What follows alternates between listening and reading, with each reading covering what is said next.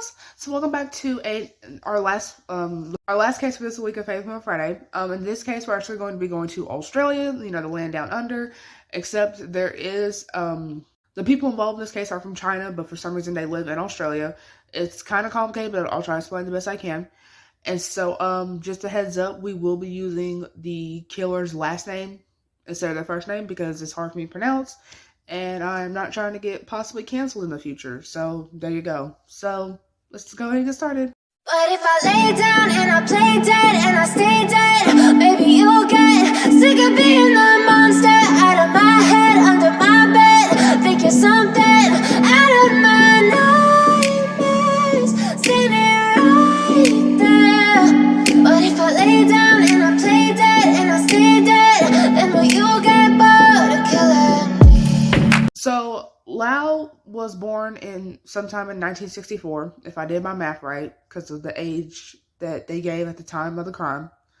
Her first husband, which it didn't say when they got married or even his name, but it says he died some point in a car crash.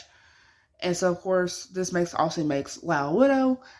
And she, of course, had a daughter with that husband. The daughter was like grown and she was living in Australia, which is why Australia is so important to the story. And so after her husband had died in this wreck, again, making her widow, she would meet Brian Mack, who apparently was a businessman who was raised in China but living in Australia. And so he would often go between China and Australia, like on business stuff. And so Liao did too, because remember her adult daughter lives in Australia.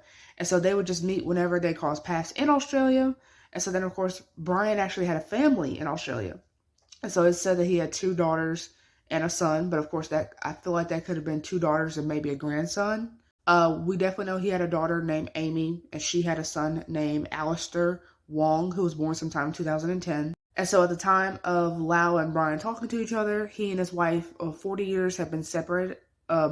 Mai Mach had been separated for So at the time of Brian and Liao talking, he and his wife Mai Mach of 40 years had been separated. Like they were still legally married, but they were separated, if that makes sense. So he was open to Liao about the situation and would ask for her to be patient. So which of course she was under the impression that one day she would be his new wife, which again, understandable. He would even give her a wedding ring, which other sources say engagement ring, but you know, same difference. So then of course she told her family, because again, she's thinking she's about to be the new Mrs. Brian Match. And so if they were to get married, she would get an Australian citizenship, therefore she would be closer to her daughter, instead of having to get on these flights back and forth to visit her daughter. So, you know, it's a win-win. So then Mai, the wife, out of nowhere, she was said to want to make the marriage work. And apparently they had been together since they were 16. At this point, both of them are like in their 60s. So you can imagine that's like a hella long time.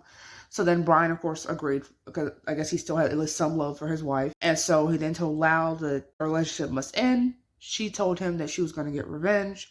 And so for the next few months, she would end up basically threatening to kill Mai, the wife. And so she would even offer to pay him to marry her so that way they could live, so that way she could live in Australia with her daughter. So I guess it's like some sort of like dowry. And it's even said that she apparently turned to drugs when she realized that the relationship was legitimately about to end. So we get to the fateful day of March 31st, 2015. Liao was showed at his house while his wife was at work. Apparently, Brian and Liao started like arguing loud, and so then of course, unfortunately, Alistair, who's like 4 years old at the time, he wakes up because of this loud noise, and so because he was he was staying the night over at his grandparents' house while his daughter was out doing, it didn't say.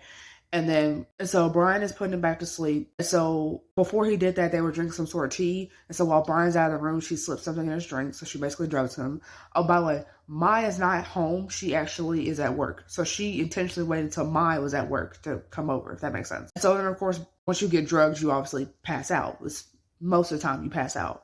And so she would go grab garden shears and then go upstairs and then stab Alistair with the garden shears, said up to 18 times. Of course, sadly, killing him. So then, of course, Brian would wake up and see Liao covered in blood, and knowing the only other person in the house is Alistair, he asked, where is he at? Is he okay? So then, of course, she starts beating him. She then waits 10 hours in the house, waiting for Mai to come home, the wife, while torturing Brian.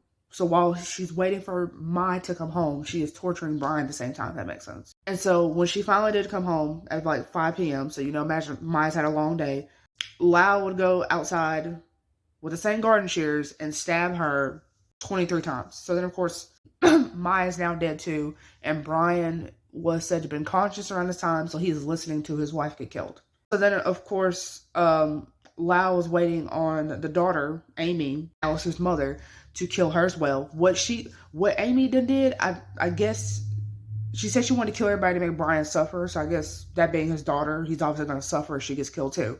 So, but luckily the police get called. They heard noises, and apparently there was a neighbor that had seen the fight between May and Lau, and apparently took pictures of it, which that's kind of messed up, but okay. And so anyway, the police are called so that way the daughter doesn't get killed, and they arrest her. She is charged with 2 counts of murder and 1 count of intentional injury and false imprisonment. So then she pleads not guilty and is sentenced to life with no parole for 32 years. Within a week of the murders, they already had like a donation page up and everything to pay for like the funeral expenses, because funerals be expensive. And so of course they got like a bunch of sympathy, and within a week like $35,000 was raised. And at the time of this video, because I don't think they're accepting donations anymore because this happened like 7 years ago, but at the time of this video, they have since raised over $55,000. And so sadly, it's actually reported that Brian's family no longer speaks to him. Whether or not that is even true, I don't know. I could see on one point why they wouldn't, but on the other hand, it's like we already lost 2 family members. That's a little, if anything, we need to like stick together. But again, different cultures, so maybe that may not fly in every culture. And so anyway, yeah, that was a sad case of a woman who killed her lover's family with some garden shears. And so if you have any, similar cases to recommend me, let me know down below, and I'll say you fail with the next case. Bye. But if I lay down and I play dead and I stay dead, maybe you'll get